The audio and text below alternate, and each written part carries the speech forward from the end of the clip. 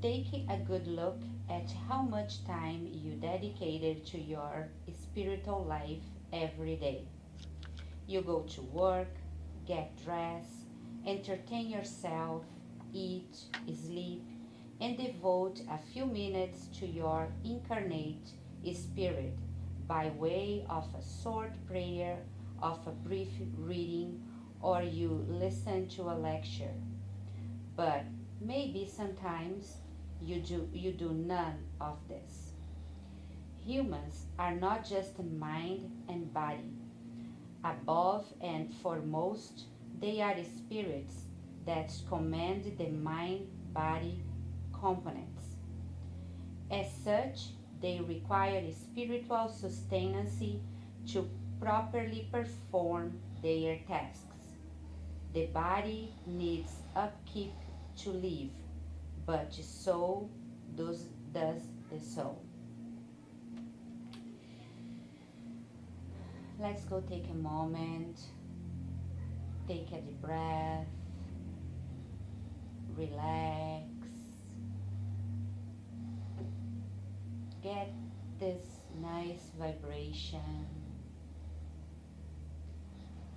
embrace on the good, relax, open our minds, our soul to receive all the listening, all the teachings that's coming in this beautiful Sunday from our mentors, spiritual guides, and enjoying the lecture from our friend Bernadette. And thank you, God, for being here this Sunday. Thank you, thank you, thank you. All right. Good morning, everyone. I miss this place. I've been gone for a few Sundays. I was a little bit sick, but I am excited to be here today. And I miss all of you, all your smiling faces. And you at home. Hope you enjoy our talk of this morning. And our topic today is Solitude Place.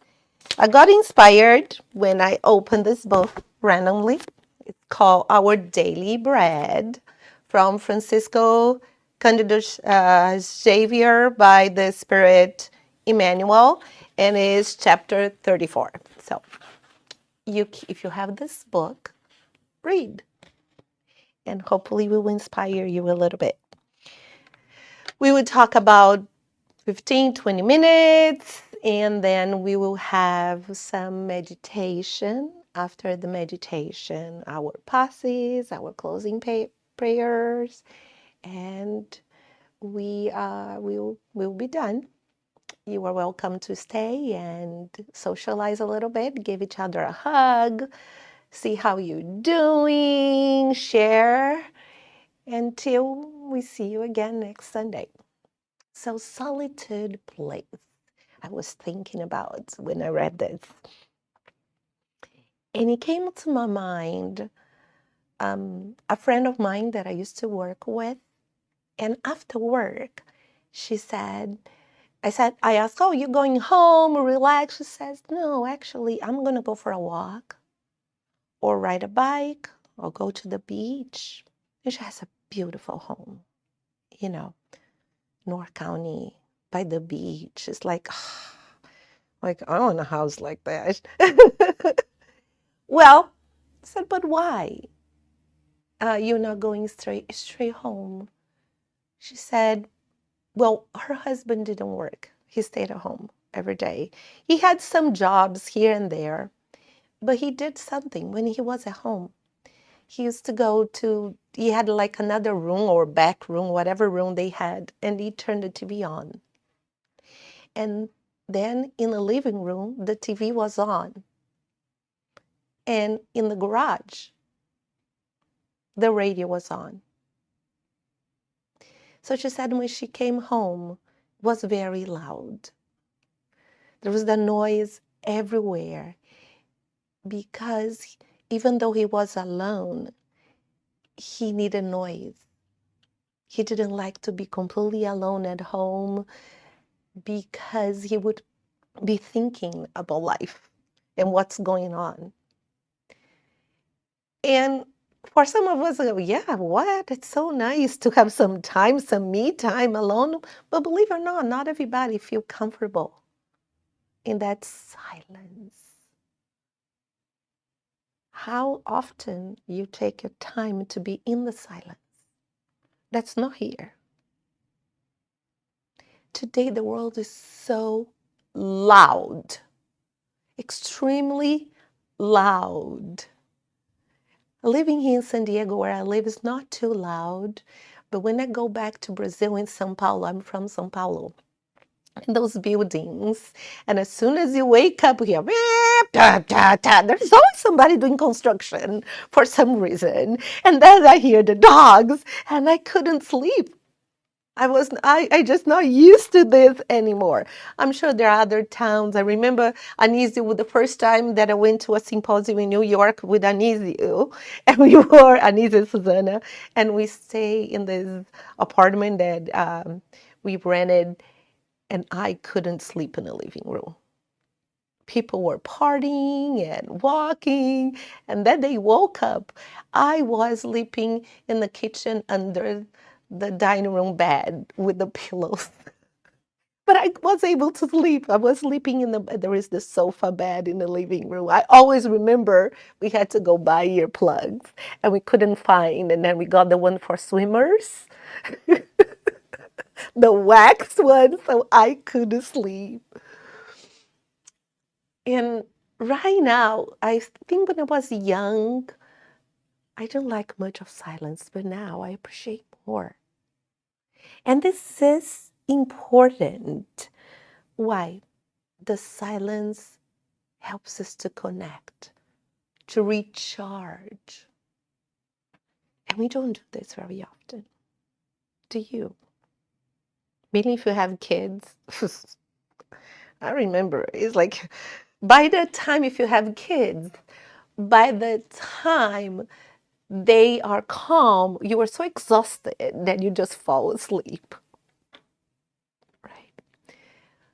But we are not judging. But try to get that time in your life, the solitude place to breathe. And even when we are in that quiet moment, we have some moments for ourselves. Many of us get their phone and we are just looking at the phone. We are not used to. We have advanced so much with science that we can go to the space, but we have not developed our being in touch with our inner self, in our inner space. Why? Some people are scared. We are not used to. We have a busy life. Think about you. Why? Why you are home? Why don't you take time to be in a silence? That's not the Spiritist Center. That's not in a church. Emmanuel here, clearly he says here, it's not about the outside anymore. It's not about going to a church. Come here, come to a center, to a monastery. It's be able to go within. I try. After work, when all my students are gone and they are extremely loud, I think they can be quiet for 3 minutes the most. If you come to my room, my classroom, don't expect quiet. They are running, they are talking, it's loud, they're learning. But it's like, and I'm okay with that. But towards the end, I am exhausted physically, emotionally, and what I need. I close the door. All the teachers leave, and I'm there till 5 o'clock. I get there at 7, I leave at 5. But my choice, I need 20 minutes, close the door, turn off the light, and I just like, I need that quiet time. We all need that quiet time. Our spirit needs that. So let's make this time for ourselves to take a break, to breathe. But it's hard because we are not used to. We talk about, if you study Spiritism and you're familiar, we always talk about doing the gospel at home. Hope, I know that all of you here, you do, right? No problem. I know if you're at home, I already know you do it. I do. And I got in my discipline. I do this on Saturdays at 9 o'clock. And I'm pretty good with the discipline, alarm. So the same way, we need to learn again the habit of finding that quiet place within. We can do it, but it's not as a group. This is your time by yourself that you're going to take 5-10 minutes just to relax. So I'd like to share, there's 2 different kinds of solitude place. Well, of course, we can have as many as you want if you think of outside, but I would like to suggest 2. The first one is the mind. When you take time to go into your mind. And that's the one when your mind keeps talking, right? That you go, stop it, stop it, stop it, and it's okay. It's at the end of the day, once a week, you breathe and you let your mind talk. You breathe and you start asking questions. How was my day today? How am I feeling right now?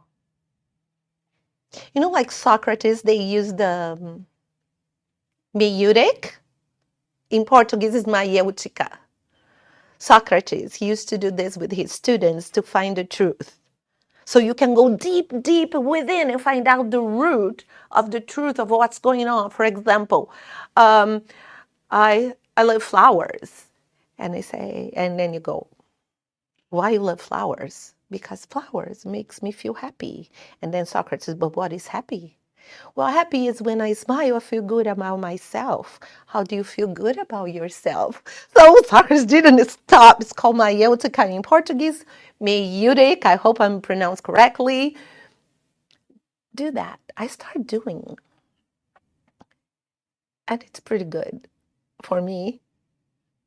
Not at the level of Socrates, but I was, okay, I'm very irritated today. Why? Well, because usually at work, because something happened with a parent. Okay, so what is it that the parent said? The parent was not listening and complaining, saying something that I did that I didn't do. Okay, how does it make me feel? Angry. So you are alone with yourself.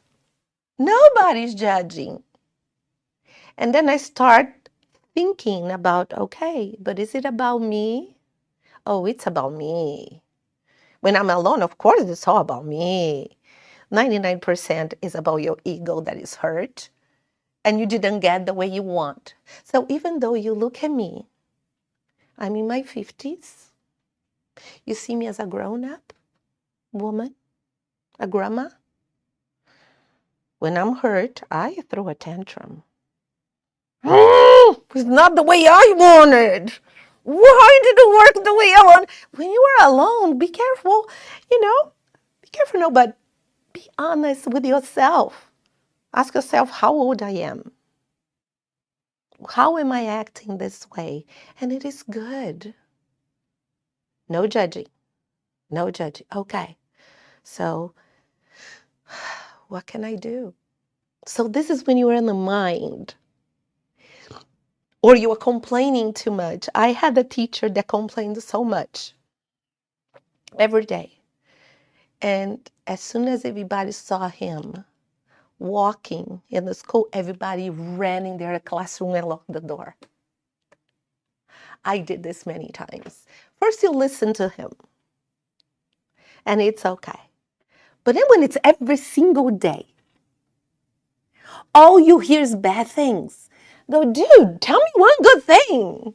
Oh, and when people, teachers just complain, I always say the same thing. At least you have health insurance. I always say that. You have a job, you have a health insurance. It could be worse, you don't have a health insurance. And I go, yeah.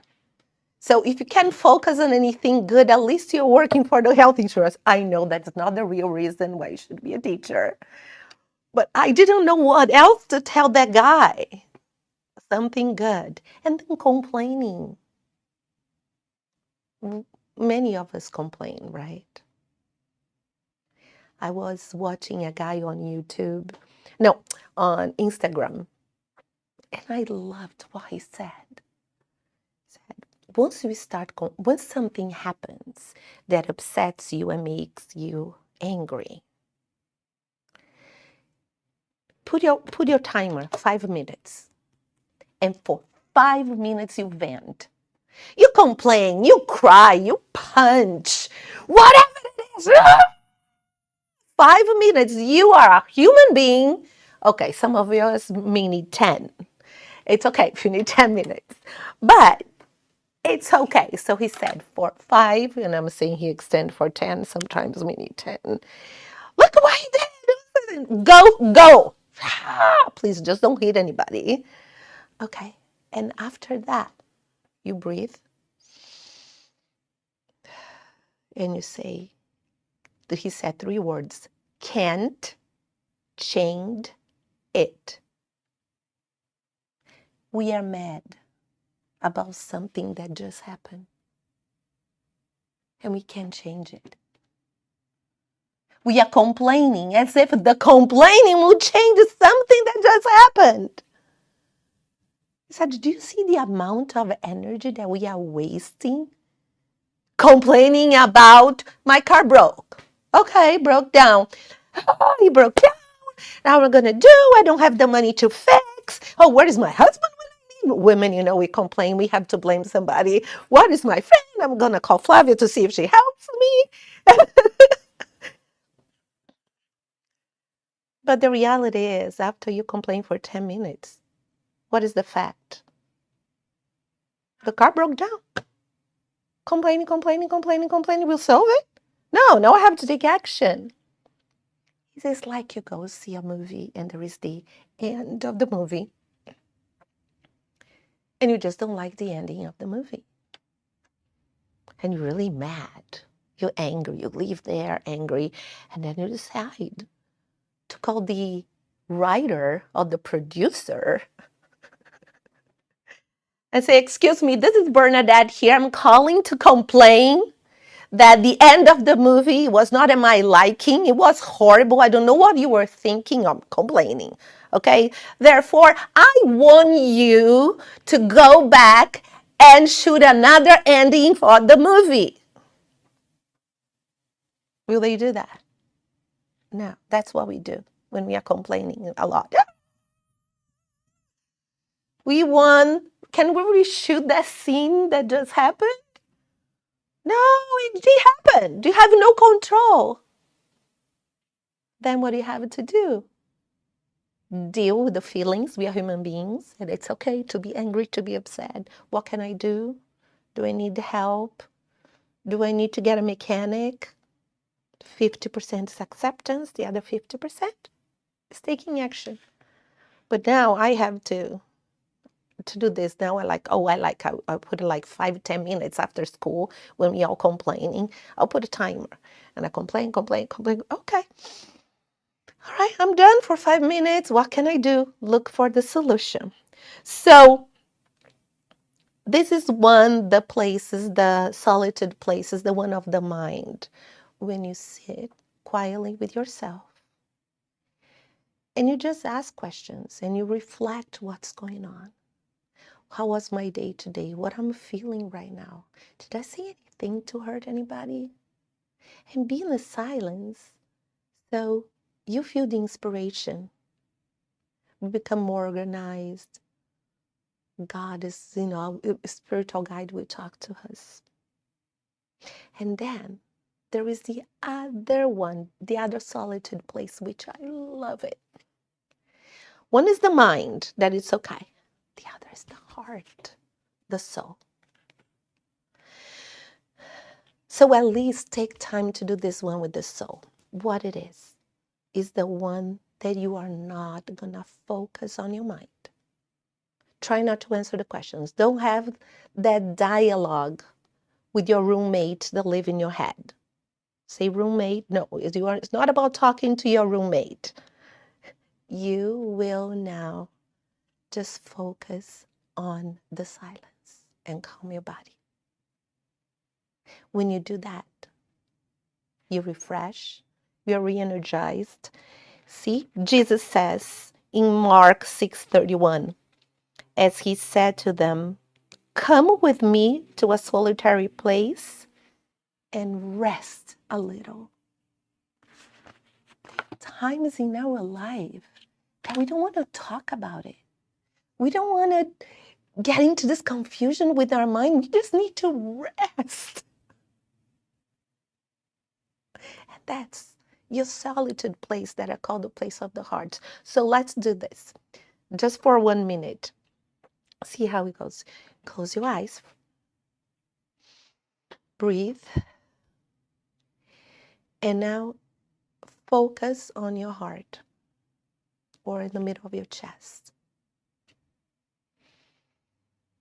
Imagine a light. And if it's hard to concentrate, just imagine you looking with your eyes closed to your heart. And just breathe. Just breathe.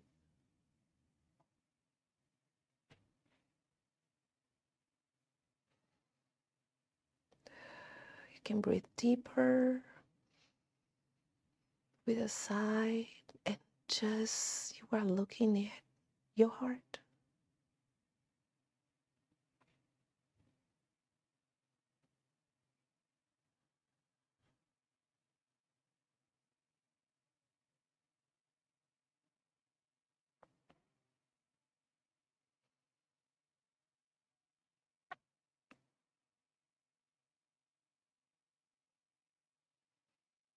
All right. How do you feel? How do you feel? Great. You didn't have to do anything like thinking. How do you feel, Marina? Calm. Calm. And that's the one that everybody can do. When do you feel the difference between when you are meditating and thinking, when you have the place on your mind, and when you transfer to here and you don't have to think, have any answers? You just have to be in the silence. And when we do this, we replenish our energies. After work, in the bathroom.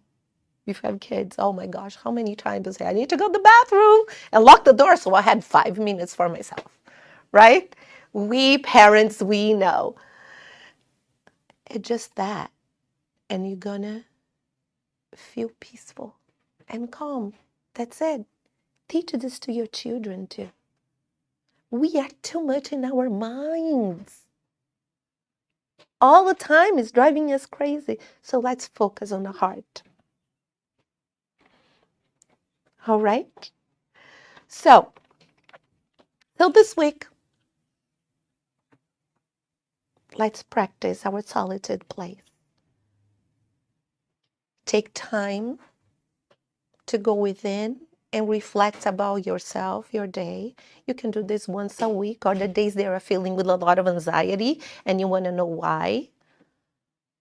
Just think of Socrates, keep asking you questions. Why? Why am I feeling this? What happened? Why? Without blaming, just. But this one that we did for 2 minutes, we can do every day. See how easy it is? Oh, I need to meditate. I need to go to the beach and sit down. I need to go, yes, that's good too. It's really good. And nature is good too. Nature is a healing. But this is something that we can quickly do. So our spirit will be calm and we can hear our mentor, God's inspiration, and Jesus in our lives. They're always there. But let's make time. Okay? So that's our talk of this morning. Thank you.